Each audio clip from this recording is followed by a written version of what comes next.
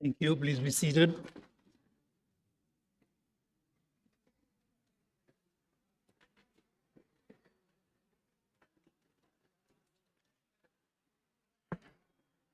Good afternoon, honorable members, or should I be saying good late afternoon?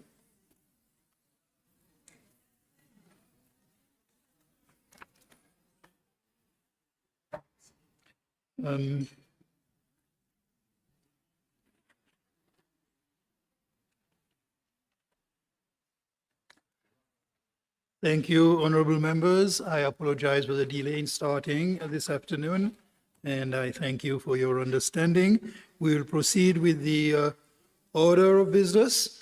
Madam Secretary General, would you please read the next order for the day? Motion for the adoption of the report of the Standing Committee on Human and Social Development and Special Programs on strengthening sexual and reproductive health and rights in the context of climate change and emergency situations. Thank you. I will now call upon the chairperson of the Standing Committee on Human and Social Development and Special Programs, the Honorable Rosie Bistoke, to move the motion.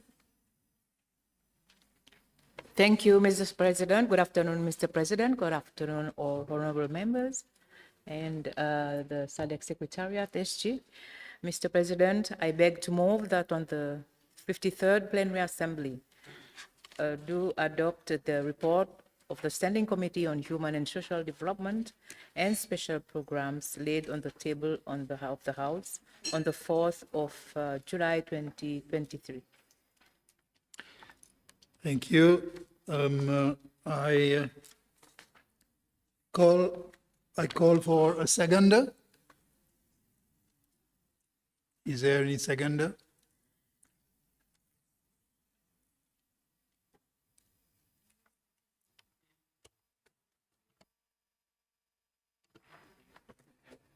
Thank you, Mr. President. I'm Kasim Hassan Haji, Member of Parliament from Tanzania. I beg to second the motion for the adoption of the report of the Human and Social Development and the Special Program Committee to the 5th Plenary Assembly. Thank you. Thank you. I call upon Honorable Bistoke to present the report, and please remember that for the sake of time, if you, in your good judgment, you see how to summarize that, I will welcome that. Honorable Bistoke.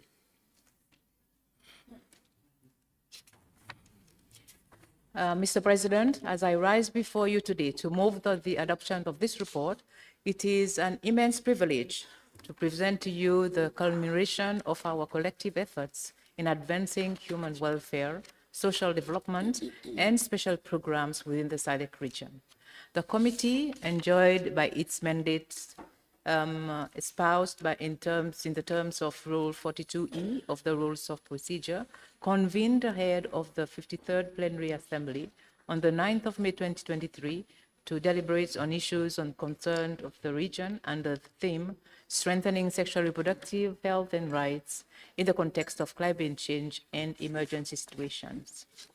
Mr. President, mindful of the fact that the heart of SADC regional interaction lies the commitment of prioritize the well-being and prosperity of the region's people, the members of the committee remained alive to the knowledge that they bear the responsibility of addressing the multifaceted challenges faced by the citizens of the region and ensuring that every citizen has the equitable access to opportunities and quality services. To that end, this report reflects that the committee's unwavering commitment to promoting gender equality and empowering women in all spheres of life. It showcases the progress made in creating an enabling environment for women to be central in disaster management, combating gender-based violence, and increasing their access to key sexual reproductive health services during emergencies. It is clear to the committee that by harnessing the full potential of women, SADC can unlock a pathway towards sustainable development and social progress. Mr. President, as noted earlier during the meeting, the committee received a presentation from an expert whose thrust was on the need to strengthen disaster management while stimulously mainstreaming sexual reproductive health in emergencies. Pursuant to this, and based on the deliberations following the presentation, the Standing Committee on Human and Social Development and Special Programs, cognizant of the constitutional and sacrosanct mandate to objectively legislate, represent, oversight, and budget placed upon parliamentarians of the SADC region, reaffirming that in discharging this mandate, parliamentarians are obliged to protect and promote the environment of human rights, including sexual reproductive health, irrespective of the physical, geographical, and socio-economic environment. Concerned that due to evident and other imminent threat of climate change on the SADC region, extreme weather events have become more frequent, catastrophic, and more complex to predict, prepare for, respond to, and recover from. Further concerned that these catastrophic events have increasingly threatened the full and effective promotion, protection, and enjoyment of fundamental human rights, including sexual reproductive health. Observing that these catastrophic events have also disrupted the sexual reproductive health commodity supply chains. Acknowledging that young girls and women continue to bear the protracted burden of disaster response and recovery, but they have not been adequately capacitated to effectively respond. Encouraged that most countries in the SADC region have disaster management frameworks and national preparedness plans that provide for the capacitation of communities to be able to prepare for, respond to, and recover from the disasters. However, concerned that these frameworks, plans, and policies are silent on the intersections between sexual reproductive health, climate change, and disaster risk reduction, as well as provisions to promote and protect the full enjoyment of sexual reproductive health in emergencies. Accordingly, the committee recommended to the 53rd Plenary Assembly to urge SADC member states to purposely and continuously pursue the respect, protection, and promotion of all fundamental rights, irrespective of the states of the physical, geographical, and socioeconomic environment. This must include the respect, protection, and the promotion of sexual reproductive health in all emergency situations. Call upon parliamentarians in the SADC member states to ratify, domesticate, and/or adopt the various international, continental, and regional frameworks, such as the SADC Framework for Disaster Risk Reduction 2015-2030, the African Regional Strategy for Disaster Risk Reduction 2016-2030, the SADC Disaster Risk Reduction Strategic Plan 2018-2030, and the SADC Gender Responsive Disaster Risk Reduction Strategic Plan and the Action Plan 2020-2030. These frameworks are anchored on a rights and gender-based approach to disaster management, despite being implicit on sexual reproductive health and rights, especially when it comes to disaster. Implore the parliamentarians in the SADC states to progressively review and reform their domestic legislative and institutional frameworks to incorporate the evident and inextricable interlinkages between sexual reproductive health, climate change, and the disaster management, with a particular and deliberate focus on the promotion and protection of the sexual reproductive health in emergencies. At the same time, encourage parliamentarians to urge SADC member states to strengthen inter-country coordination by adopting good practices outlined into the SADC Regional Disaster Risk Reduction Framework. This framework aims to strengthen disaster risk reduction capacities within the SADC member states by promoting coordination, information sharing, capacity building, and the implementation of disaster risk reduction measures at the regional level, at the national level, and of course at the community levels. implore parliamentarians to encourage SADC member states to adopt a bottom-up approach to disaster management with a particular focus on young women, girls, traditional and religious leaders. It also urged SADC member states to allocate adequate financial resources towards the strengthening of the disaster response while ensuring that there are adequate sexual reproductive health commodities. This must include financial support for the provision of the minimum initiative service packages, or MISP, for sexual reproductive health in emergencies, and the establishment of one-stop shop center for the provision of sexual reproductive health kits during emergencies. It's also called upon SADC member states, in conjunction with the higher and tertiary education sector and relevant partner organizations, to develop disaggregated data collection tools necessary to conduct community-based vulnerability assessments. These findings from these assessments will allow for relevant and targeted interventions, including the provision of sexual reproductive health commodities during emergencies. It's also draw attention of the SADC member states to the reality of the growing interlinkages between sexual reproductive health, climate change, and disaster risk reduction, which have disproportionately affected women and girls. It also urged the SADC-PF to develop guidelines for minimum norms for the promotion and protection of sexual reproductive health in emergencies. As I conclude, Mr. President, let me make a clarion call to each parliamentarian present here today to continue to advocate for the implementation of the recommendations outlined in this report, knowing that it is through our collective action that real change can be realized. I am confident that with our continued dedication, collaboration, and unwavering commitment to the well-being of our people, we will shape a future where every citizen of the SADC region can thrive, prosper, and enjoy the fruits of our collective progress. Mr. President, I beg to move. Thank you. Thank you, Honorable Member. I shall now allow the seconder, Honorable Kassim Hassan Haji, to present his seconding speech on the motion. Thank you, Mr. President. I stand before you today to second the motion moved by our chairperson. I believe that you will agree with me that this motion could not have come at more opportunity time than this, when our region is grappling with the increased incidence, erratic and extreme weather events.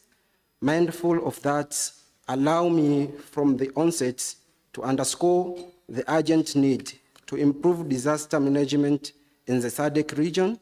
This August Assembly will note that this motion, a product of the laundry work of the Human and Social Development Special Program Standard Committee, seek and address critical issue, the intersection between sexual and reproductive health, SRHR, in emergency, climate change, and disaster management. In doing so, that Standing Committee on the HSDSP hope that SRH can be incorporated into the region and the national disaster management framework. Mr. President, it is more than the truism that disaster, whether natural or man-made, have always posed significant challenge society across the globe. They disrupt life, destroy infrastructure, and result in immeasurable loss of life.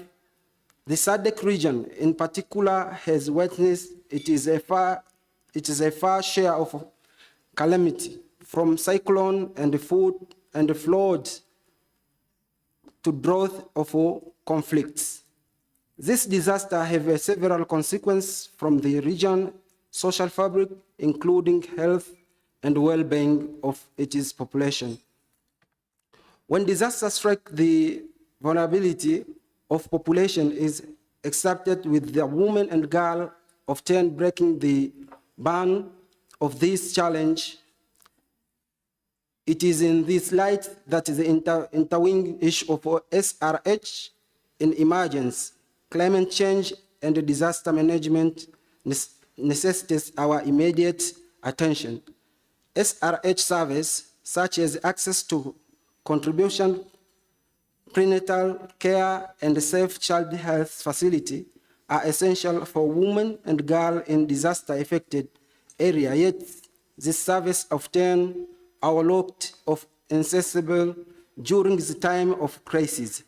Additional and their rate disconsult, while a boast of legislative and institutional framework around the disaster management, evidence suggests that these are weak in the providing of SRH in emergency.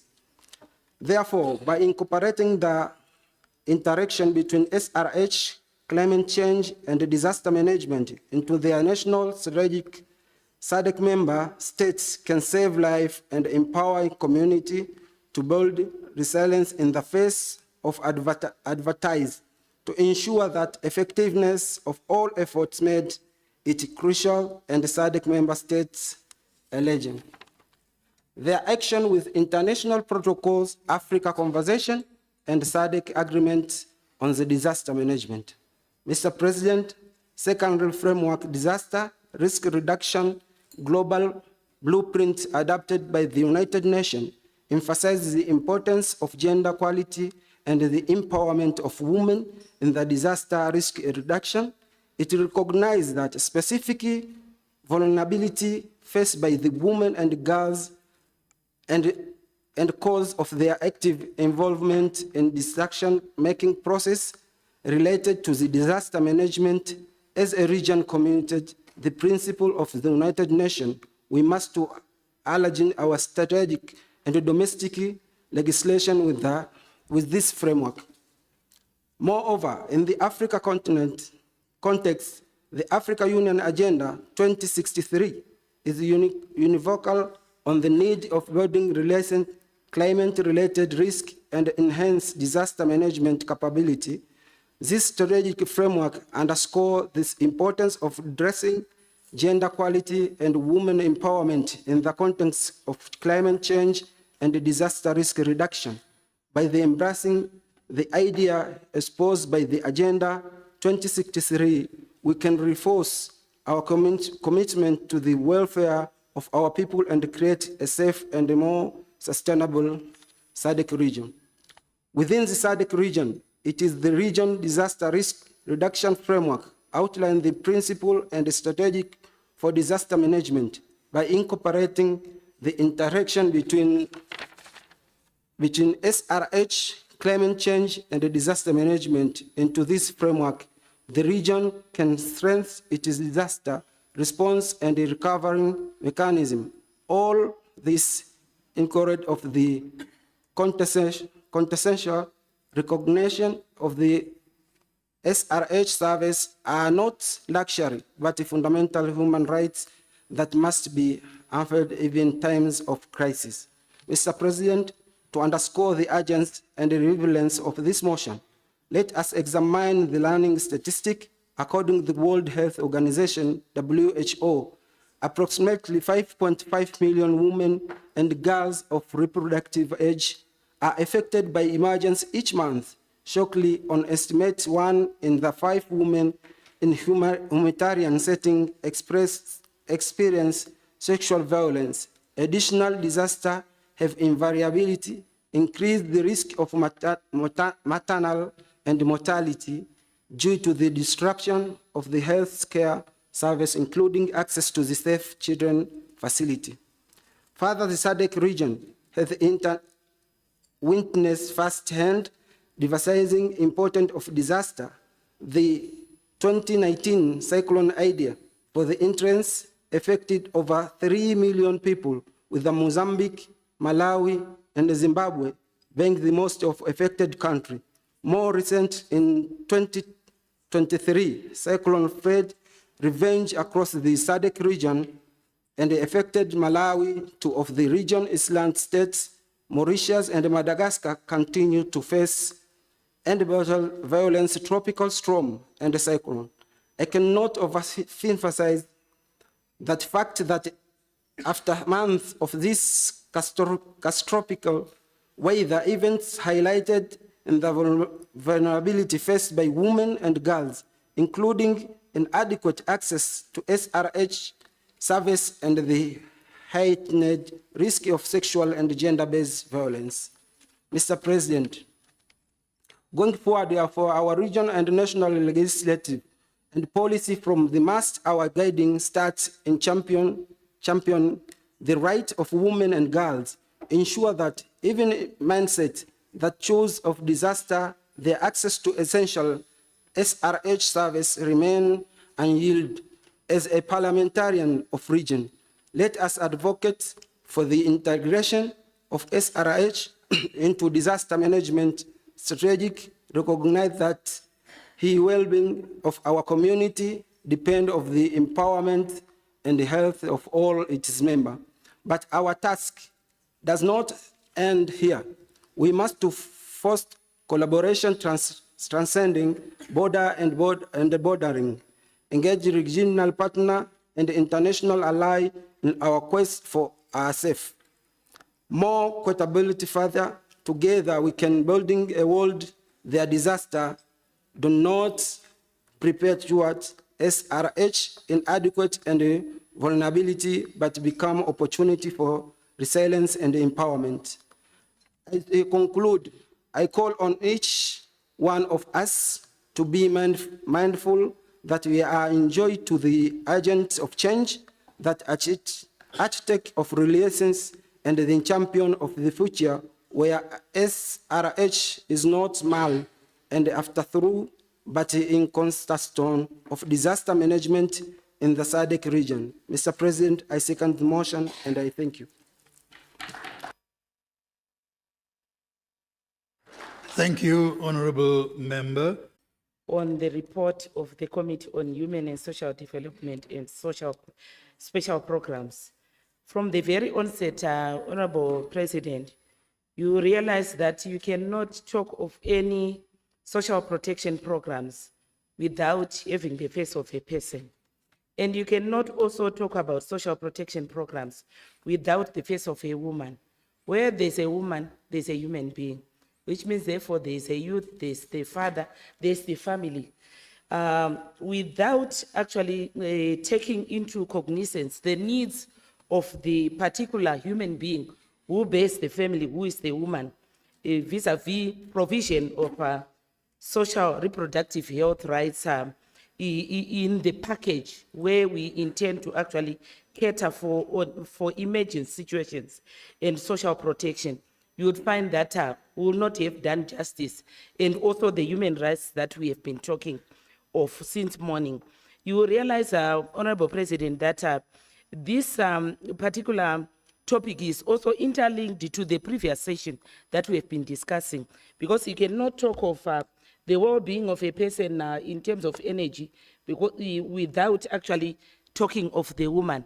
I was laughing during the lunch break to say human needs are actually identified in two categories, that which suits the woman and that which suits the men. If you were to actually say women stand up, you will find that our needs are different from men. Even if it's cold here, the same temperature in the same room, you find that our needs are different because we are women. If I may be funny enough, Honorable President, just to have just the next row, this particular row in front of me, just for the honorable members, women to stand up.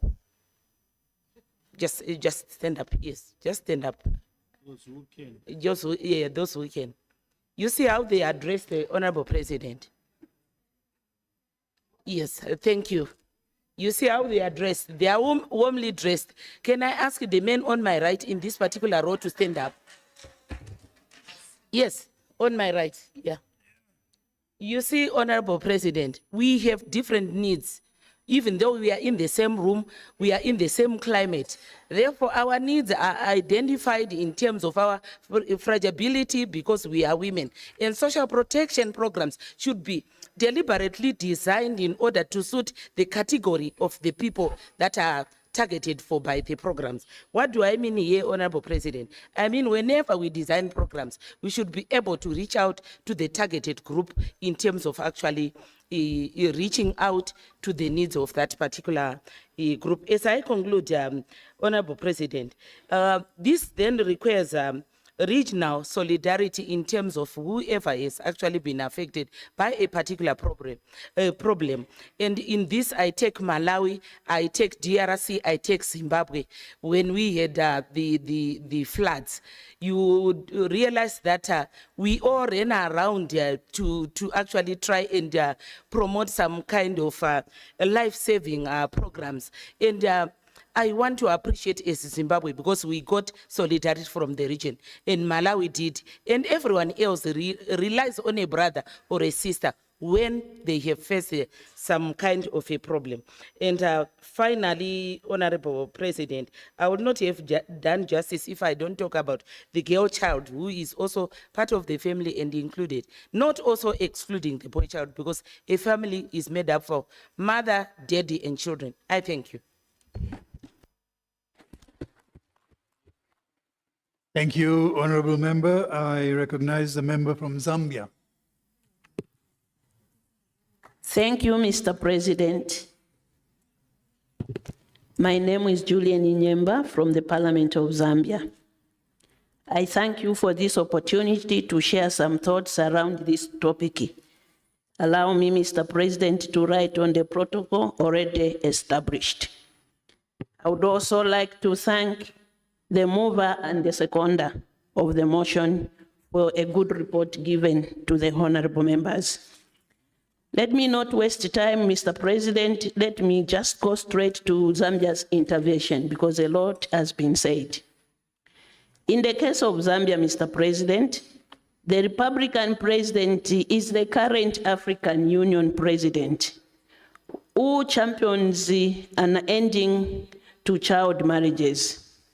This position, he has taken it seriously, as all his address to Parliament have outlined a practical demonstration to addressing child marriages.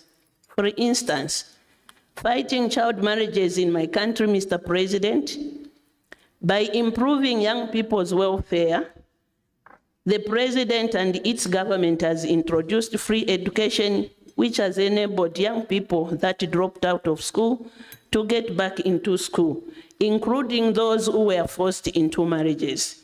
This has promoted re-entry policy. Also, Mr. President, the increase in Constituency Development Fund and guiding that a scholarship allocation to go to the youth that enables youth to acquire a skill, a life skill. This has helped young people, especially girls, to get empowered.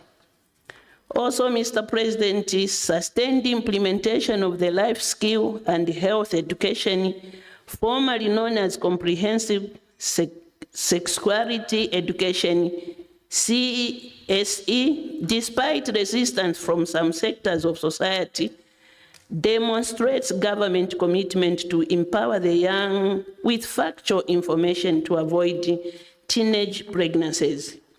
Mr. President, disaster-affected areas also receive relief packages which include contraceptives. This helps people delay pregnancies when faced with disaster, such as floods, which in turn reduces a woman's vulnerability among adults. Mr. President, in terms of Parliament, Zambian Parliament, interventions on this matter, I must state that we have been very vibrant. In the interest of time, allow me, Mr. President, to highlight a few of the actions which we have taken as a country as follows. Actively implemented the SADC-PF, SRHR, HIV and AIDS, and governance projects since 2014 to date, focused on ending child marriages, teenage pregnancies, GBV, HIV, and AIDS, among others. There are several laws which have been passed into our country to promote SRH, which include Children's Code Act 22 that criminalizes child marriages and clearly protects children by defining who is a child in Zambia. The National Health Insurance Act 2, number 2 of 2018, that secured health financing vis-a-vis sexual reproductive health services for the young, such as contraceptives, among others. There is also, Mr. President, an Anti-Gender-Based Violence Act of 2011 and Gender Equity and Equality number 22 of 2015, among others. Enhanced oversight on SRH through all parliamentary committees, as these are cross-cutting issues. There is also, Mr. President, an establishment of Parliament caucus on SRHR, which has led to deep interventions on the matter. We have got also, Mr. President, an active Zambian parliamentary caucus, women caucus in Zambia, which is being supported by our able Madam Speaker. To conclude, several capacity building engagements for parliamentarians, and we have established a strong partnership with civil society organizations such as UN agencies and several international organizations on SRHR. With these few remarks, Mr. President, I recommend that the report be adopted. Thank you. Thank you, Honorable Member. I recognize a member from Lesotho. Thank you, Mr. President. My name is Pinky Manamolel from Parliament in Lesotho. I strongly believe that there's a need to prioritize aspects of human and social development that would promote sexual and reproductive health rights, and more especially during times of emergencies in the context of climate change. Evidence has shown that women and girls are at increased risk of sexual violence and unintended pregnancies. Childbirth is fraught with danger. The rate of maternal death and injury in crisis zones almost double the world average. But preventing unintended pregnancies remains challenging for too many women and girls. Mr. President, honorable members, key interventions to increase access to and use of sexual and reproductive health and rights services are known, and it is in the responsibility of honorable members to improve women's access to sexual and reproductive health services, as they are well placed to promote gender-sensitive health and, in particular, sexual and reproductive health and rights policies through legislative mandates, acting as public role models or spokespersons for gender equality and public openness about sexual and reproductive health and rights. Additionally, the domestication of SADC model laws on eradicating child marriage and protecting the rights of children already in marriage, as well as the model law on gender-based violence, both of them are critical in addressing the sexual reproductive health and rights related issues in our respective countries.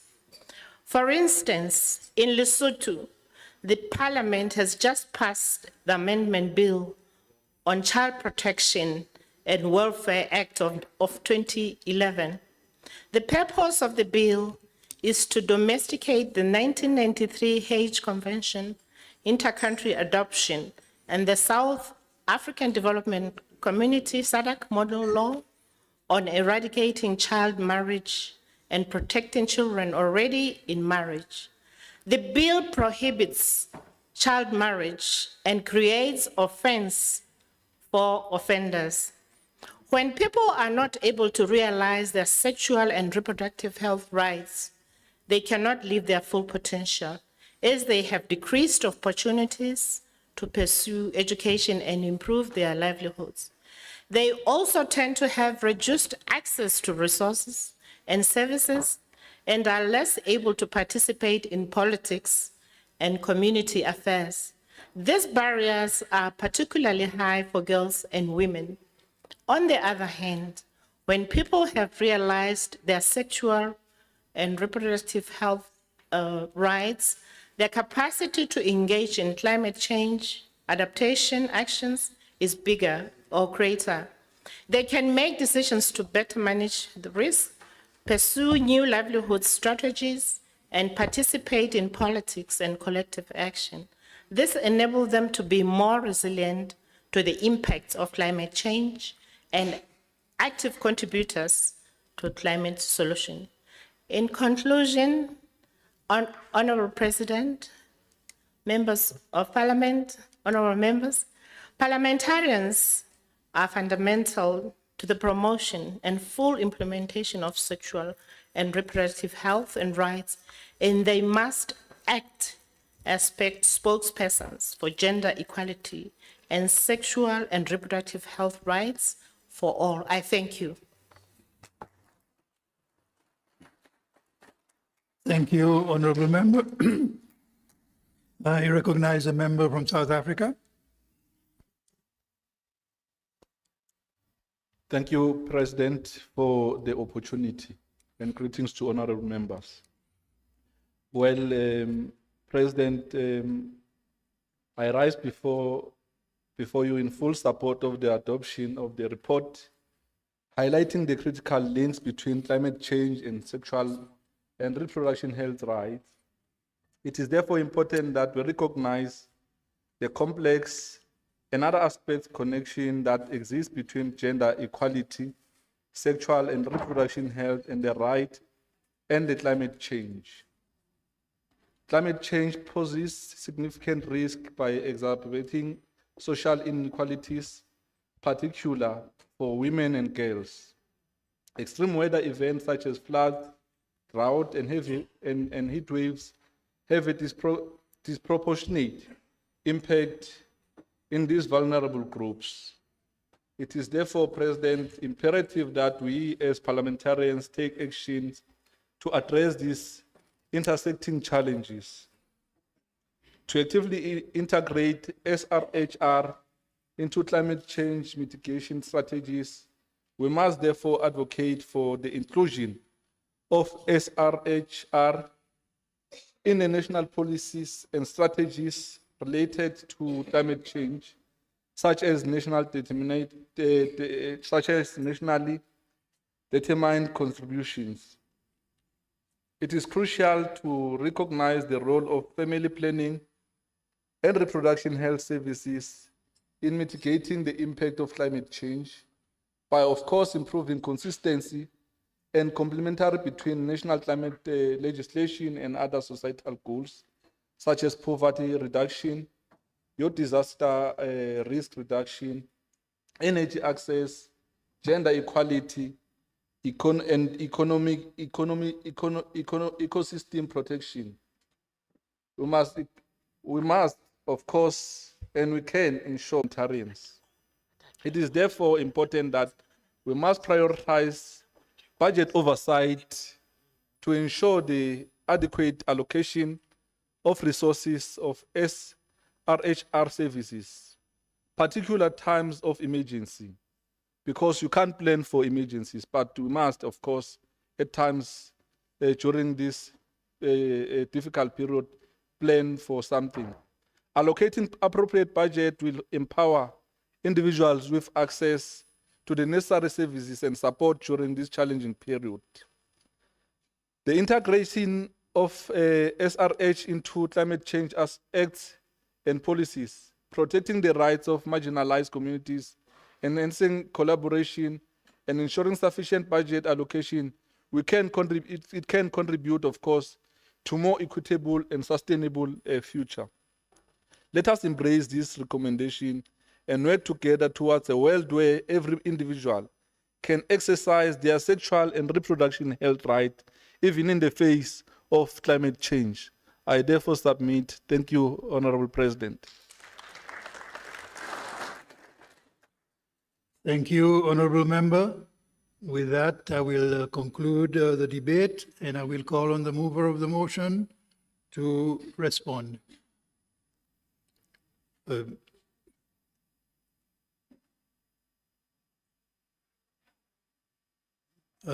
Madam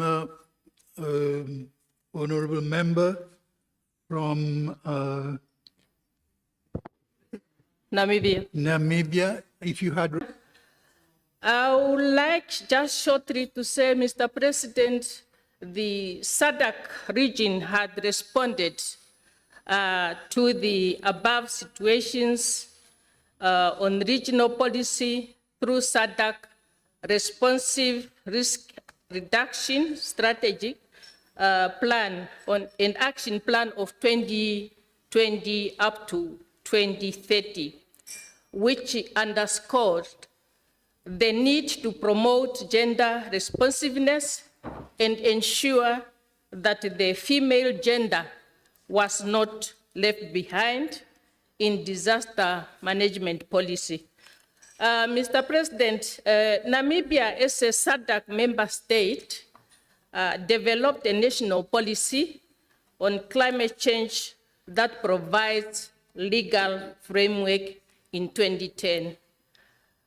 This national strategy for development, implementation, monitoring, and evaluation of climate change, mitigation, and adaptations activities.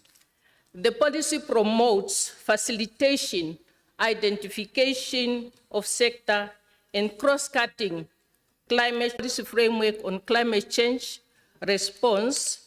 The country has recruited health workers that are deployed at constituency level and cater for villages. This group bridge a gap of bringing health services to the vulnerable group within communities that are far located from health facilities. We also have a program, Mr. President, on distribution of sanitary pads to school-going girl child in Namibia. And in the nutshell, Mr. President, Namibia's role in response to strengthening sexual and reproductive health and rights in contents of climate change and emergency situation when calamity strike. Adaptation measures are required at different levels of governance and management oversight. And as a region, we need to continue and concentrate on climate change governance, promote research, education, awareness raising, and advocacy, promotion of national, regional, and international cooperation, to mention just a few. And with these few remarks, Mr. President, I support the report. I thank you. Thank you, Honorable Member. I now call on the mover of the motion, the Honorable Rosie Bistoke, to respond to the debate. Thank you, Mr. President. Thank you, Mr. President, and thank you. A special thank you goes to Honorable Hassan Haji, the Vice Chairperson of the committee, for seconding the motion and positively responded through an evidence-based remarks. I would also like to thank all of the members for their inputs. So far, there were 5 countries who provided their input into the motion itself. Thank you, all members who contributed towards the motion. Mostly your contributions were mostly interventions based on complementaries or probably comments, which were very helpful. There were no questions. All your contributions have been very much appreciated, but if I go back to the debate, most of the speakers provided very constructive contributions towards the motion. Mr. President, we are all aware that the SADC member states have become more prone to various emergencies, such as droughts, floods, conflicts, cyclones, rise in sea level, especially for the small island states like Seychelles and Mauritius, Madagascar, and especially recently the pandemic that we have all witnessed, which have affected us, which is the COVID-19 pandemic, where human beings have been made to distance ourselves from our own loved ones, our own children, our own families, our own friends, and even the service providers. We know that schools were closed, workers worked at home, school children remained idled. All services, including health services, were curtailed through the need. There was a need, though there was a very high need of sexual reproductive health services, and the demand was very high in the community. Neglecting reproductive health in humanitarian settings have always consequences, and we have witnessed marked increase in gender-based violence, domestic violence, rape, increase of new cases of HIV and even AIDS or other sexually transmitted infections. We have in fact witnessed also the high rates of teenage pregnancies, unsafe abortions, maternal mortality, neonatal and child mortality or morbidity.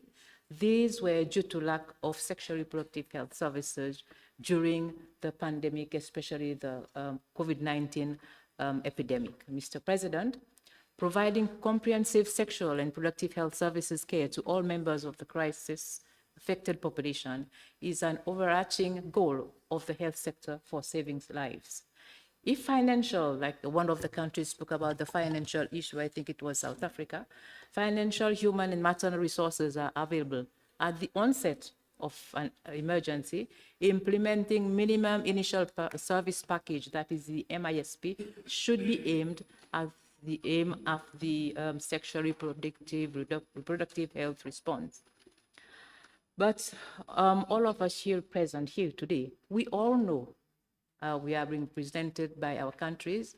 When faced with social crisis, governments, most governments, tend to deprioritize sexual reproductive health, and resources are diverted towards other critical population needs.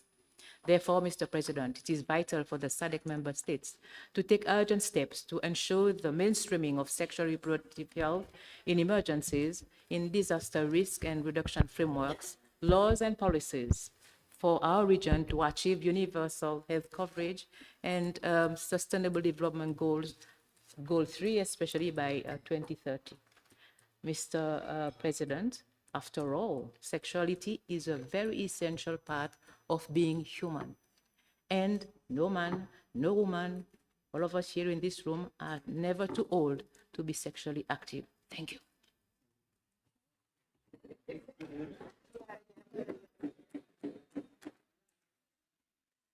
Thank you, Honorable Bistuke.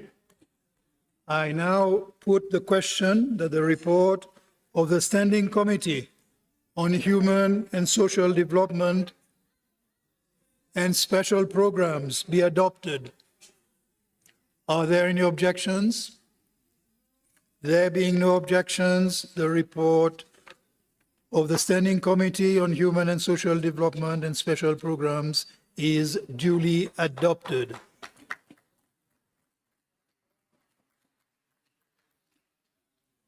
Thank you.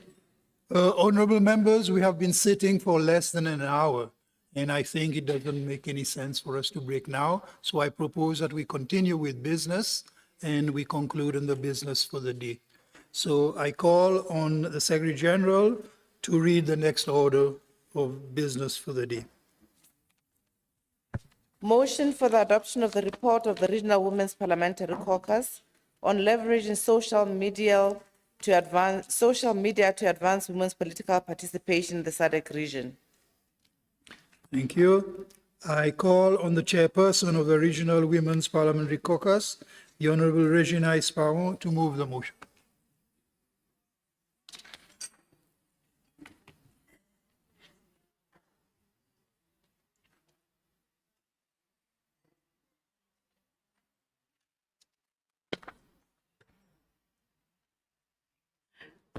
Thank you, Mr. President. Mr. President, I beg to move that the plenary assembly do adopt the report of the Regional Women's Parliamentary Caucus laid on the table of the House on the 4th of July, 2023. Thank you. Do we have a seconder? Honorable member from South Africa.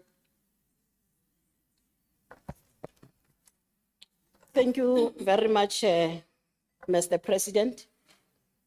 Kensani is my name. Those who love me most, they call me Mama Kate. Bilankulu is my father's name. Yes, Mama Kate. I will rise to second the move by the chairperson of the motion of the adoption of the report of the Regional Women's Parliamentary Caucus to the 53rd Plenary Assembly.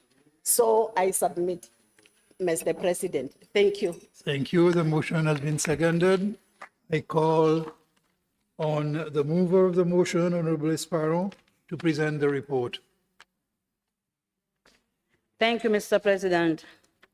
Mr. President, the Regional Women Parliamentary Caucus met on 11th of May 2023 and received training from 2 resource persons from SADC Youth Forum under the theme Leveraging Social Media to Advance Women Political Participation.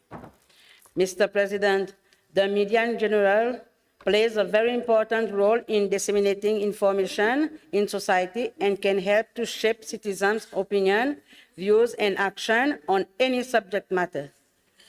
As we can all recall, in the past, politicians campaigned through newspaper, radio, direct mail, and television. The past few decades has seen a radical change, with less traditional media playing an increasingly important role in electoral campaign, regardless of which media is used. It goes without saying that limited or biased media reporting can affect the career prospect of women in politics if it is left unchecked. It is also a fact that social media can help level the playing field in politics, where money and access to formal communication channels pose huge barrier to new entrants, especially women. Mr. President, the broad objective of the training on the use of social media was to build the capacity of female MPs to utilize social media and related ICT tools and manage limitations associated with its use. Mr. President, by undergoing the training, women parliamentarians were exposed to various types of social digital platforms that they can use to amplify their voices and increase their visibility. These include Twitter, Facebook, LinkedIn, Instagram, WhatsApp, YouTube, Snapchat, Weibo, and TikTok, among others. Mr. President, the members of the caucus were further oriented on the benefit of using social media for advocacy and communication. The training covered issues such as increased outreach and visibility, real-time engagement, cost-effectiveness, targeted messaging, and amplifying women's voices by making it possible for women to share their experiences, opinion, initiatives, and allowing their voice to be heard. Mr. President, the training also brought to the fore the challenges associated with the use of social media, namely online harassment and abuse that may discourage women political participation. Fake news and misinformation were also highlighted as future challenges associated with the use of social media, as they have the potential to disrupt political campaign and could even amount to character assassination for an aspiring candidate. Mr. President, additionally, the digital divide was also highlighted as a challenge, whereby limited internet access and low digital literacy in certain regions may hinder the effective utilization of social media for advocacy. It was also noted that there exists a digital gender divide where girls and women often have less access to technology and the internet compared to boys and men. And a generational divide, digital divide where young people are more reliant on social media and more convinced of the benefits of life online compared to the adult. Furthermore, the member bemoaned that many social media platforms were either not easily accessible or not available to the rural population due to the absence of internet connectivity and electricity, while some constituents may not have access to the gadget necessary to access social media. Mr. President, the training included a session aimed at equipping the women parliamentarians with ways of managing social media. Members were advised to engage social media managers to manage their account and to use digital security tools to protect their online identities so as to protect their data and other digital assets. Members were also warned that without digital security, they were dangerously exposed, similar to a soldier without ammunition in a battlefield. Mr. President, arising from its training on the use of social media to advance women political participation in the SADC region and pursuant to its deliberation, the SADC-PF Regional Women Parliamentary Caucus therefore recommends to the 53rd Plenary Assembly to urge SADC member parliaments to lobby their government to grant tax rebate or subsidies on importation of digital gadgets to ease access to these devices by women and youth. Prompt SADC member parliament to streamline parliamentary programs to allow for ICT inclusiveness and an enhanced engagement by women MP, especially on fast evolving issues such as social media. Excuse me. Can you be quiet, please? It's disturbing me. Thank you. Reaffirm its commitment to contribute towards closing the digital divide existing in Southern Africa by facilitating programs at regional level which aim to sensitize MP, especially women MP, to be ICT literate and to promote participatory democracy by engaging citizens through online means. Encourage SADC member parliament to diligently perform their oversight role in the quest to ensure that the government provide reliable electrical energy and internet connectivity infrastructures, especially in the rural area, in order to bring social media digital platform closer to the rural populace. Call upon SADC member parliament to encourage their government to lobby the mobile service providers to ensure that the airtime and data tariff are affordable to the generality of the citizens. Urge SADC parliament to enact the necessary cybersecurity legislation to protect users, especially women and girls, who may be less technologically savvy due to the digital gender divide, from falling victim of online fraud and online gender-based violence. Urge SADC-PF to strengthen its response mechanism to gender-based violence, including online violence, in each member state, holding election in 2023 and 2024 and beyond through the Forum Election Observation Mission. This should be substantiated by document of both physical and online gender-based violence. Call upon SADC member states to provide ICT literacy and education at primary, secondary, and tertiary level without discrimination to both male and female individuals in order to provide them with equal opportunities in life whilst leveraging on ICT resources. Direct the SADC-PF Secretariat to organize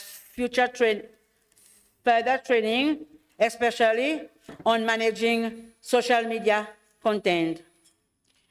Mr. President, in conclusion, I wish to express profound gratitude to the SADC-PF for its fervent desire to support the elevation of women in politics and building the momentum to encourage women political participation in the SADC region. I wish to extend my gratitude to all women parliamentarians who participated in this training and encourage them to embrace technology as they maneuver the political terrain. With these few words, Mr. President, I beg to move. Thank you, Honorable Member. I will now call upon the seconder, the Honorable Nkansani Kate Bilankulu, member of the RWPC, to present the seconding speech. Thank you. Thank you very much, Mr. President. I rise to second and express support of the motion on the adoption of the report of the Regional Women's Parliamentary Caucus, which is now before this August plenary assembly. Mr. President, as you may be aware, 11 SADC member states are due to hold elections in 2023-24. Thus, in seconding the motion, allow me to start by expressing the gratitude to the Secretary General and her team for organizing the social media training for the caucus at such an opportune time. But before I get into the training or the social media message itself, there was an honorable member from Botswana. He raised the issue of election that will be coming 2023-24, speaking on the issues of election observation mission. But I think before we go to the election mission, there is something that we need to do. I do have a special message to all women coming from all walks of life, mostly those that will be heading for polls 2023-24, to say, stop complaining. Stop behaving like crying babies. Put your foot down in supporting women candidates in all positions. You are all capable.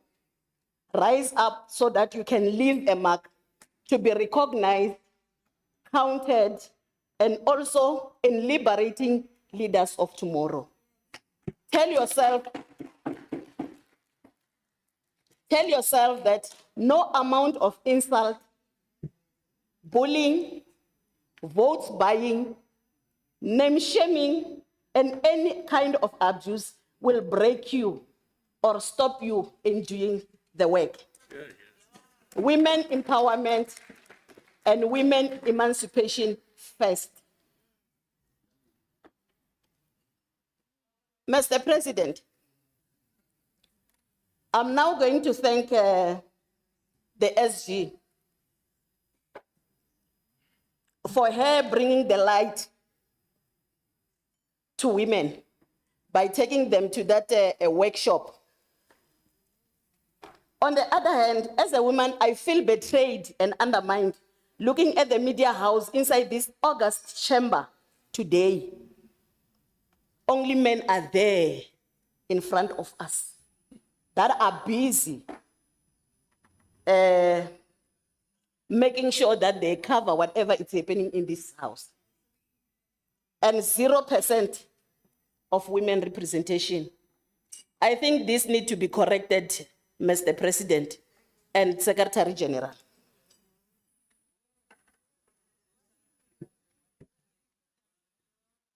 I was also checking on that other hand, or that side of the interpretation. I see 4 against 2. It also needs to be corrected. Mr. President, I wish to align myself with a view advanced by the mover that media plays a very important role in dissemination information in society. I wish to buttress this view by quoting Amniao Beatrice Urim in her article titled Social Media and Political Campaign Communication in Ghana, 2021. She stated in the article, inter alia, as follows. Politics and the media have always worked closely. The media derive stories from politics while politicians rely on the media of coverage and promotion. The media is responsible for information dissemination, bringing the gap between policymakers and the people, transmitting political developments, educating the society, and raising awareness of issues of importance in the society.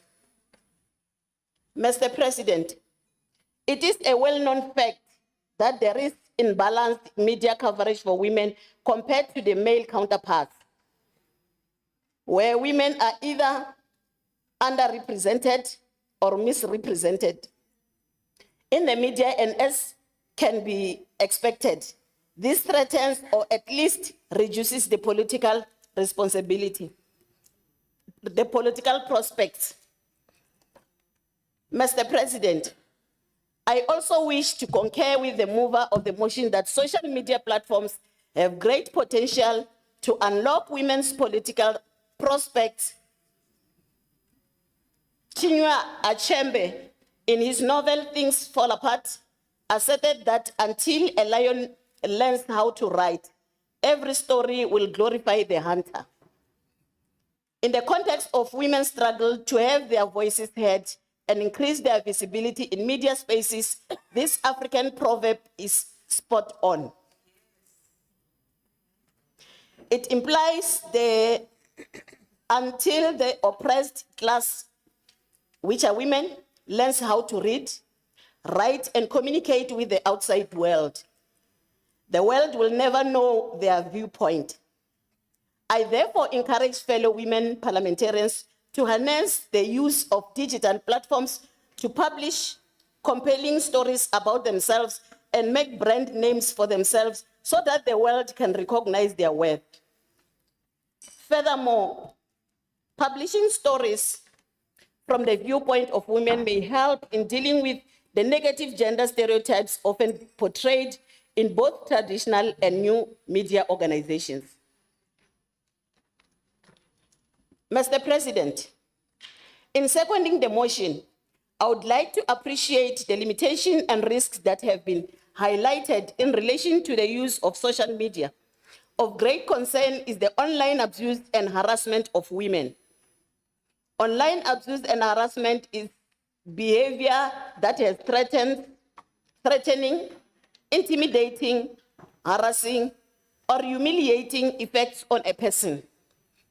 It is well established that women who wish to participate or who are already in the political space are especially at risk of being targeted for online abuse, thereby limiting women's rights to express themselves equally, freely, and without fear. Mr. President, I will speak more to this subject matter because it is a global concern. Research has shown that the root cause of violence against women and girls lies in gender inequality. This August Assembly will recall that in 2008, SADC heads of state and government adopted the SADC Protocol on Gender and Development. The thrust of this instrument is on 4 strategic areas, namely the gender mainstreaming, women in politics and decision-making, gender-based violence, and women economic empowerment. It is quite disheartening to note that in this day and age, women in the SADC region still face challenges related to gender inequality. In light of the foregoing and in support of the recommendation proposed by the mover of the motion, Mr. President, let me underscore the importance of legislation and policies that are protective of women against all forms of online gender-based violence and femicide in our region. Such instruments would create a safe space for women's political participation and increase their representation in parliaments and other public offices. Mr. President, as I conclude, let me also highlight the importance of increasing women and youth access to digital technologies. I wish to reiterate the call for SADC member states to grant tax rebates on subsidies in importation of digital gadgets, ensure provision of reliable electricity supply and internet connectivity, especially in remote areas, and to negotiate with the mobile service providers to make airtime and data tariffs that are affordable to ordinary citizens. This calls for urgent action in order to enhance the participation of women and girls in the political life of the countries, among others, those through the reception and dissemination of critical information using modern technologies. Mr. President, honorable members, these are my few remarks. I wish to second the motion. I so move. Kanimamba. Thank you. Monte obrigado. Thank you, honorable member. We will now allow debate on the motion. Members can raise their hands and observe the usual advices. I will start with the honorable member from Zambia.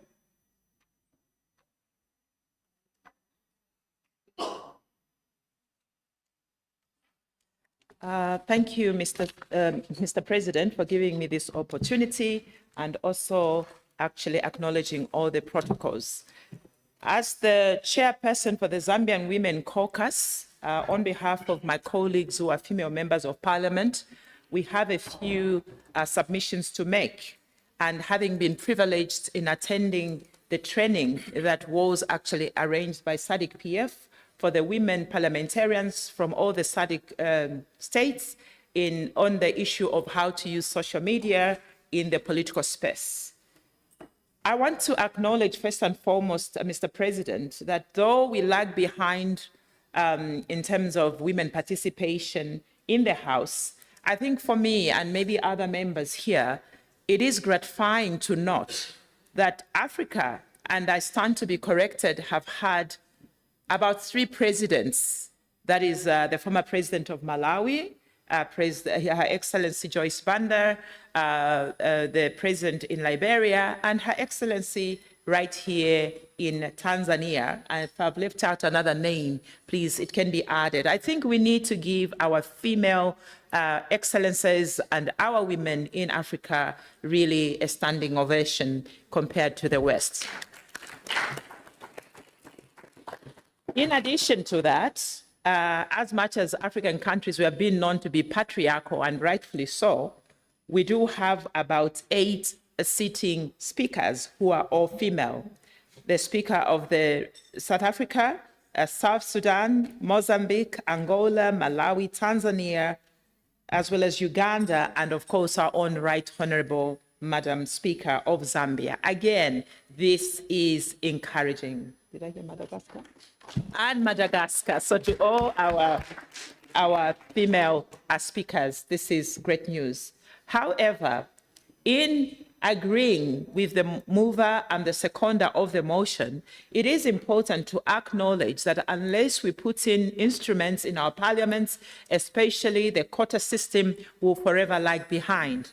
And I'm saddened to report that though we have progress in parliaments like Uganda, Tanzania, and also Rwanda, I think, even though it's not in the SADC region, Speaker also, I'm adding Rwanda to the list of speakers. I've been told here, reminded. Zambia has fallen from the 19% it had of women parliamentarians in the House in 2026 to 2021 to only 15%.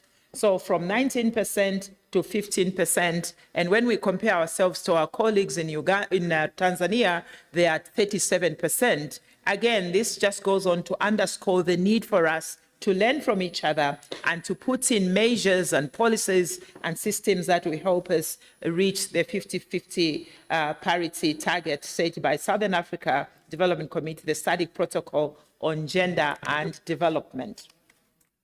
Let me hasten also to say that because of this, our parliament, through the able office of the Speaker, we have been advocating to ensure that we are no longer just a caucus of women, but we become a recognized committee in the Zambian parliament. And I think this should be an encouragement to all caucuses in our states, in the SADC region, to really advocate for and get the support from our speakers so that we can become institutionalized. That way, the reports can be given on the floor and what we say can actually be respected. I was given an example of our colleagues in Zimbabwe, where they are mainstreaming their budget with a gender lens because somehow their caucus/committee is the largest committee in the Zimbabwean parliament.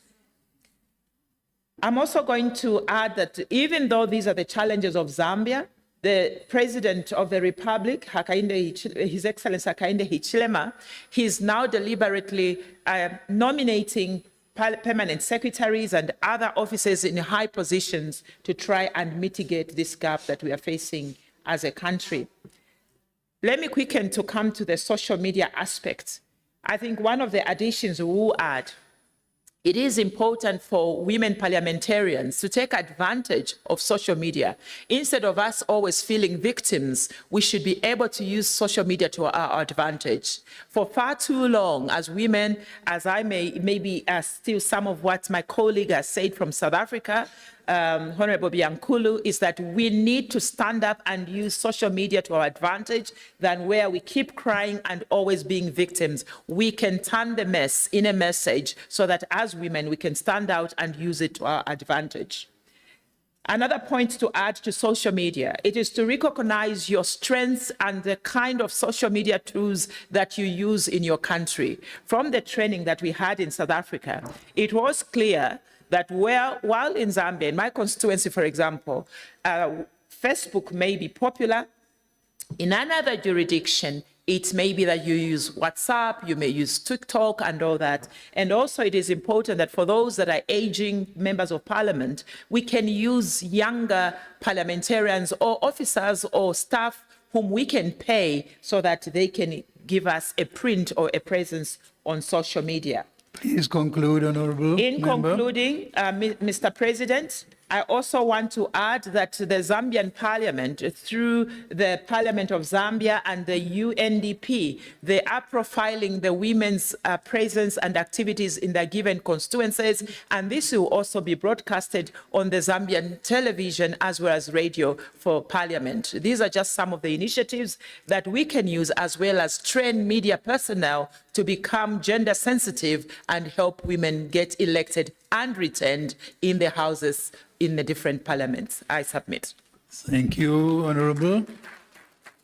I recognize the Honorable Member from Botswana.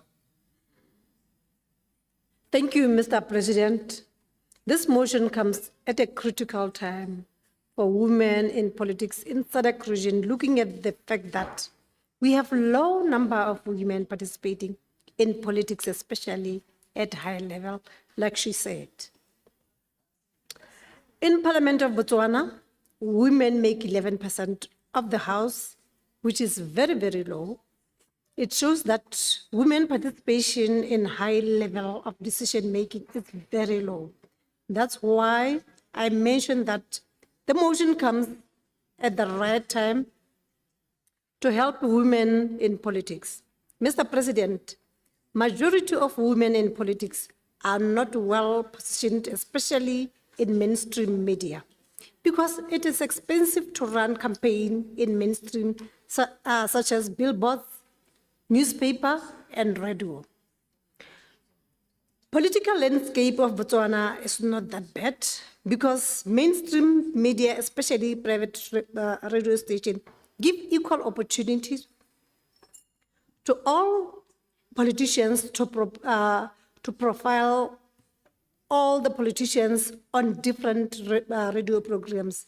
But the radios, they are not allowed to run sponsored campaign. Mr. President, I support this motion because I would like to see visibility of more women in social media. These days, every politician have social media page on Facebook, Twitter, and others, and also other accounts. Even though social media is open for everybody, women in politics, women in politics visibility is very, very low. Maybe it's because they fear cyberbullying, which usually comes from their opponents. I would like to believe that with training more women in the media, it will empower them, and their visibility in the media will be felt, and this will increase more women participation in politics, especially at high level of decision-making process. Challenges in the rural areas. Most of our rural areas, there's no network in Botswana, or poor network. Other areas, no electricity. Other areas, there's no radio signal. In other areas, in the rural villages, there are no shops to buy the airtime. And also, in the rural areas, we have got women of low ICT literacy. Fortunately, our president have really tried his best, because his PSP, Permanent Secretary to the President, is a woman. Attorney General, it's a woman. Permanent secretaries, 80% are women. Even in my Ministry of Local Government, it's a woman. Mostly, the high-level position in the government is woman. So, Mr. President, I support. Thank you. Thank you, Honorable Member. I have the member from Malawi.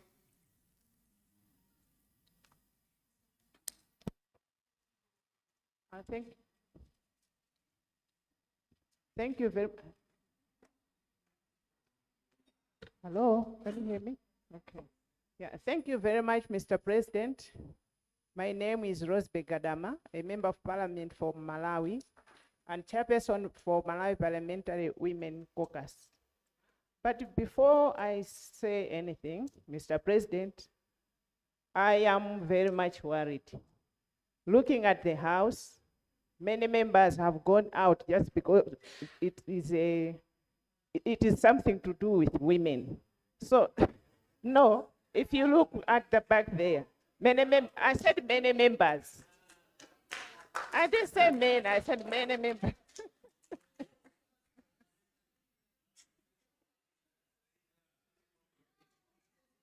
Order.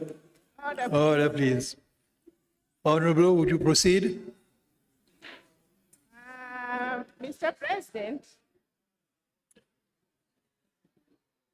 Order. thank you for allowing me to put a word to the motion which has been moved by my esteemed chairperson of the Regional Women.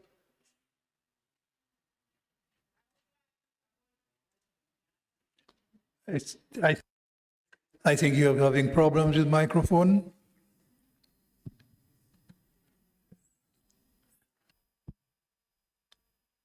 Mr. President, I would like to support the motion that, indeed, technology is a very powerful tool. In the interest of advancing women's participation in politics in the SADC region through social media and other related ICT tools, it would only be fair that we should have laws that should speak to all SADC countries as a bloc. Mr. President, I am making this comment looking at how some service providers are operating in different countries. I have Airtel company as an example. You'd find that the charging of their products are higher in other countries and slightly cheaper in other countries. Now in here, we have been hearing issues to do with hunger in many countries. A woman, as the custodian of the home, it would be difficult to buy expensive internet bundles in order to connect to the whole world. Instead of buying food for her starving family, in a way, as women, we feel we are being hindered in as far as accessing internet is concerned, because we have other pertinent issues to sort out as well. Mr. President, we can use social media as a powerful campaign tool, yes, but there comes a time when candidates must interact with their voters physically. As at times power becomes a barrier in other countries, so this gives the online meetings some limitations. Mr. President, as you are aware that this year, at least about 4 countries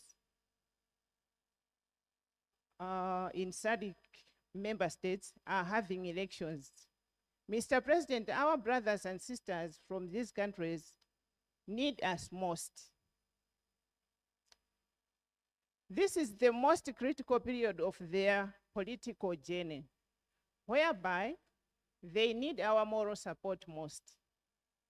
Due to some challenges which come along with technology, it would only be just that some efforts should be put in place, Mr. President, by SADC to urge the rest of other member states to send their members to go to these countries to give them the necessary support they might need. More especially sending women and the youth, because they really do the needful when they are present in a space. Mr. President, let me conclude my remarks with a Chinese saying which says, talk, talk, talk does not cook the rice. We really need to solicit the necessary equipment and ingredients in order to cook the rice to our tastes. I thank you, Mr. President.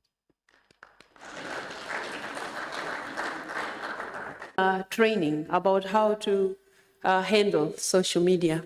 I'm trying to imagine, because we are talking in the context of a woman, I'm trying to imagine a woman who hasn't undergone that training being able to, you know, kind of fight the bullying, the insults, and the abuses that are on social media. You really have to be very strong. I mean, I am actively on social media and I know what it takes. So sometimes it's easier said than done. Why? We need to, I think, put measures in place in our respective countries, whether through legislation or something else, to just to protect that space. Because if you don't, you know, I could be strong for certain insults, but maybe not very strong for other types of insults. When it comes to a woman, usually these platforms, the same way a colleague from Malawi has just said, you need to engage also your voters physically, yes, but for women, it's double abuses, double everything. When it's social media, if a woman is being abused, they will go after your family, they'll go about your personality, how you look like, how you don't look like, you know, stuff like that. But for a man, it's different. It's the same physically as well. When you go to your voters, when you just go into this world of politics, that's why I said in the session that we just completed today, that we have to try and see what will work better in our respective countries in increasing the number of women in our houses. If we don't put measures in place and we expect this space for some reason to just become, you know, palatable for every other person, it's not going to work. We have been behind for quite some time. However much we try to run, we cannot catch up. We have to put measures in place, whatever those measures are. So the use of social media, yes, but for this woman to be able to be strong and fight back at times against those abuses, it's not an easy thing. Here in Tanzania, well, there are other members of parliament here. We are different categories. I come from the female members of parliament who are directly elected from a constituency. And this constituency is in town. And I had a colleague from Zambia here saying, she has, I think, 300,000 inhabitants, and it's considered huge. My own constituency, just the voters are more than 300,000. Just the voters. You talk about the population. And this is in the city. Now you are trying to imagine the abuses you will have physically, the abuses you will have over social media. So it's not something that any woman can put up with. It's not. So we have to be realistic, put measures in place to get women on the table. Much as we are here, women are not yet on the table. Our respective countries should put in place measures to ensure women are there. However much we talk every time about women, and I'm looking at my colleague from Namibia here, we are not yet there. We have to agree on that. So that said, I think I agree with the proposition that has been put in place. Our respective parliaments should make sure the women in those houses are trained how to use social media and how they can counterback the insults, the abuses, and everything that comes with the use of social media. Taking into account that social media is full of garbage as well.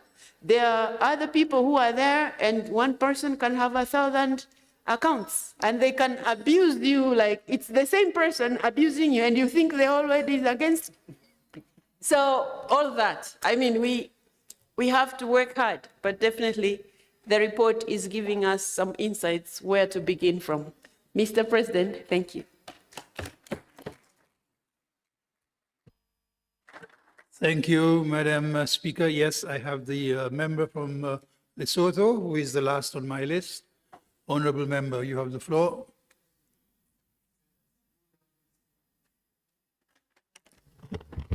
Thank you very much, Mr. President. Just for record, I'm not only speaking because no male has spoken on this matter. I'm speaking because it's truly an issue that all of us need to participate equally in. But I've been really listening to all the conversations that go around gender issues, and I'm having a bit of concern, honestly, that the approach we are having to gender issues, it's to some extent losing track. We happen to see gender issues as a war of just a single gender, which is not the case. Gender issues, it's a war for both male and female gender. We need to make sure that men feel obligated what you want to hear. So what I'm trying to say here is gender issues or gender equality is not necessarily a game of numbers. It's about understanding that as human beings, we have some fundamental differences, but such differences should not disadvantage or victimize any of the genders. That's what gender equality is about. It is not necessarily about saying we have to be equal in numbers in everything. I would swear that even if all the SADC countries here would make a decision to say we are going to hand over the position of a president or prime minister in all our countries to women, that does not necessarily mean the gender issues will have disappeared by tomorrow. Meaning that it is not the matter of numbers. It is the matter of mentality and understanding that there is no reason why when a man sees a woman, they see somebody who's not equal to them. That is what we should be pursuing. Not necessarily saying balancing the numbers is what is going to give us the result. We have in many places where presidents are women in this continent. Is somebody going to tell me that the statistics of gender issues and gender violence have shown to decline in such countries? Not really. There are women who are powerful, who even have more income than their counterpart males, but they can still report issues of domestic violence. So it means having money, having an influential position, being many in numbers, is not necessarily the answer to the issues of gender inequality and gender violence. It is about us understanding that we have to be collective in fighting the issues around gender and not making it a war of just one single gender. When we talk about women empowerment and youth development, earlier in the discussions, there was an issue that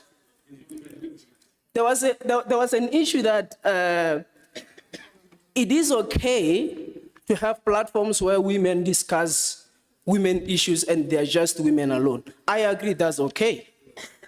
But that does not mean men are not willing to be part of those.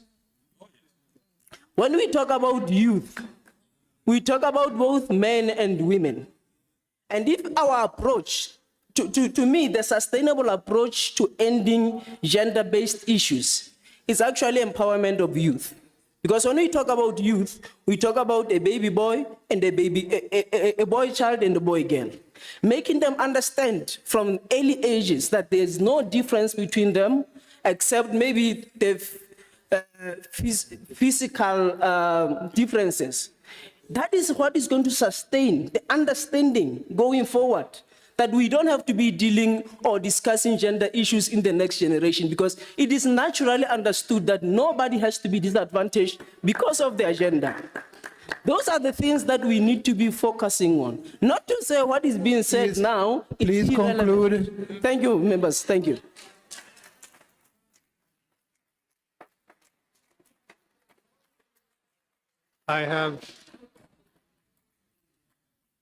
Thank you, Honorable Member. I have a number of members who have raised their hand. I will proceed. May I? But order, please. Honorable members, I know it's at the end of a long day, but let's maintain calm. I will call on the member from Namibia. Yes, thank you very much, Mr. President. My name is Vipakuye Muharukwa from Namibia. I have but quite a few brief remarks on this issue. And at the outset, I must say I'm a believer in modernizing systems. But at the same time, I'm also quite an ardent believer in the social safety nets of Africans and Africa that we originally had.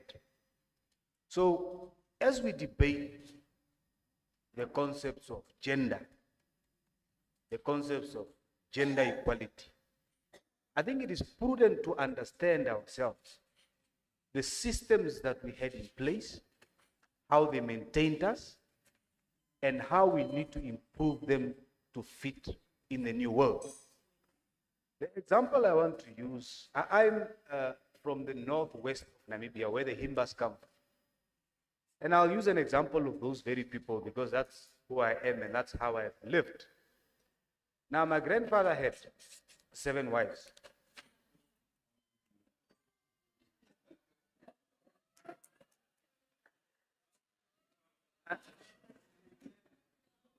I'm getting to that point. I'll conclude with that.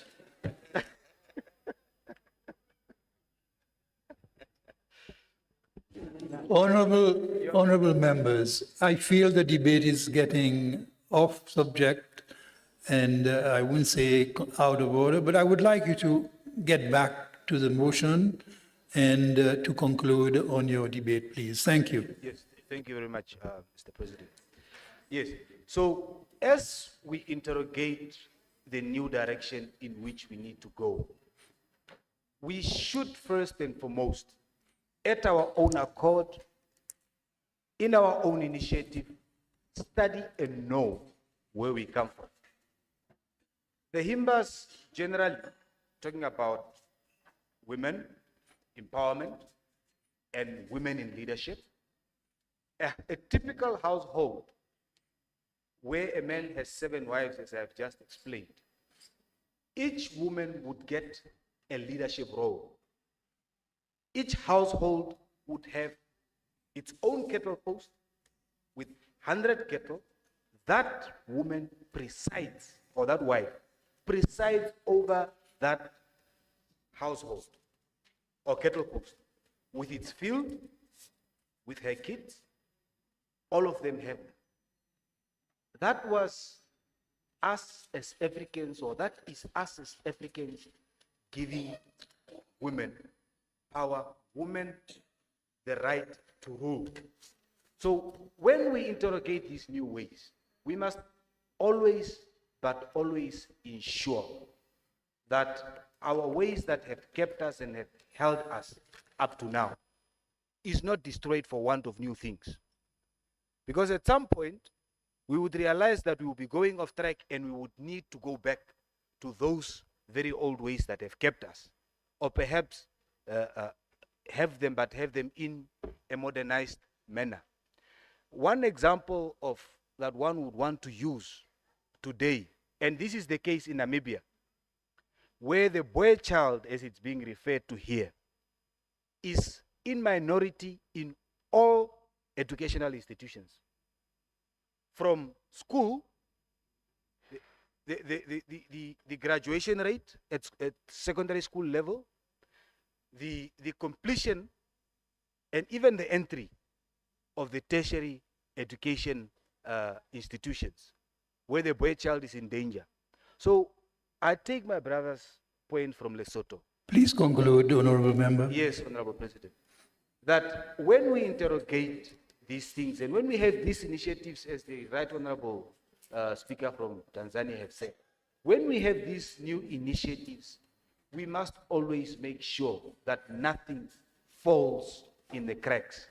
And in my considered view, our old ways of doing things have always ensured that society does not fall behind unduly, and we should move along with them. Thank you very much. Thank you very much, Honorable Member. For reasons of time, I have to close the debate now, and I will call on the mover of the motion to respond to the debate. Thank you, Mr. President, for giving me the floor again. First, I would like to thank each and every member who intervened on the motion for the report of the RWPC. Thank you, Honorable Bilankula, Honorable Kate, for seconding the motion, and thank you to the 2 male who took the floor. Mr. President, as we evolve in this digital world, the issue of digital and social media remains a challenge for women of the African region, especially when it comes to empowering our women to better communicate through the world. And yet it is an important tool to advance women participation in political field in the SADC region. And I have no doubt that the knowledge gained through the workshop that took place in Joburg last May will be shared by relevant participants in their respective countries to advance the use of different social platforms to increase their visibility, and when it comes to election, to influence voters and get positive messages across to win the election. Mr. President, I have to say this.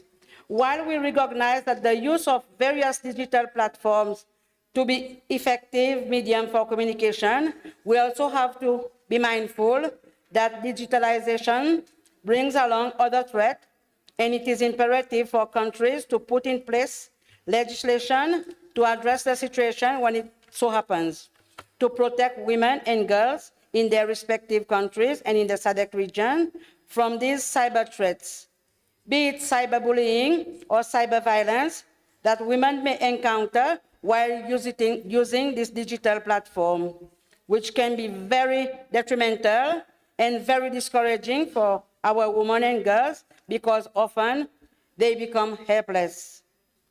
And these threats are considered as barriers and have the negative impact which limit full participation of women in the political sphere. Mr. President, as I appreciate members' contribution from the floor, firstly from the second of the motion, from South Africa, from Zambia, Botswana, Malawi, Lesotho, and Namibia. Let me say this. The International Telecommunication Union report, out of 2.4 billion people who are not connected in Africa are women and girls. This indicates that we need to continue to work towards creating the digital pathway for women in ICT while realizing their rights and gender equality, and create the opportunity for women and girls to partake in the ICT education and employment. And let us bridge the gender digital divide in terms of access to the use of ICT, so that women can also contribute towards the digital economy.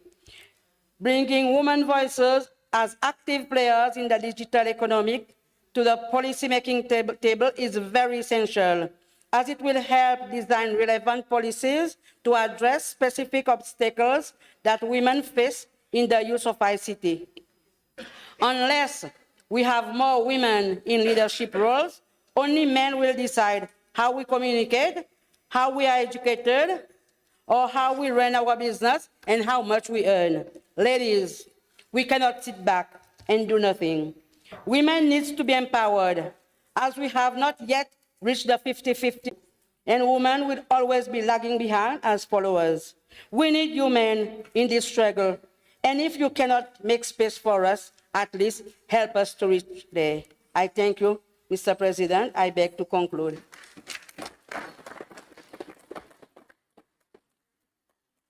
Thank you, Honorable Esparron.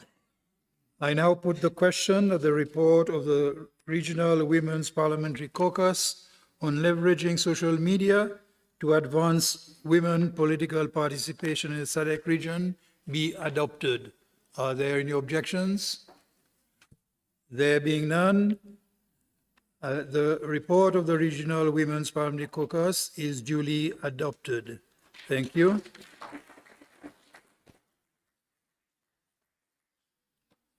Honorable members, we have now come to the end of our business for today. I will adjourn in the plenary assembly until tomorrow, Thursday, 6 July at 9 a.m. We will rise to adjourn.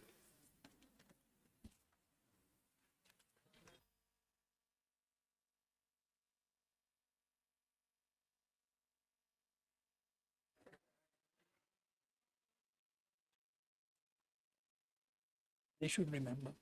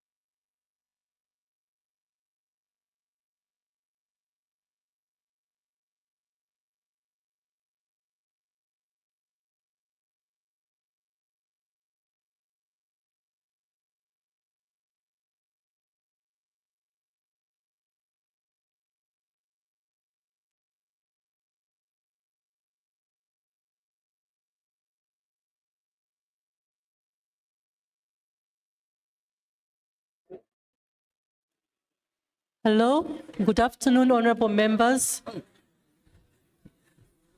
heads of delegation and honorable speakers. Kindly be advised that there's a meeting with the president in the boardroom.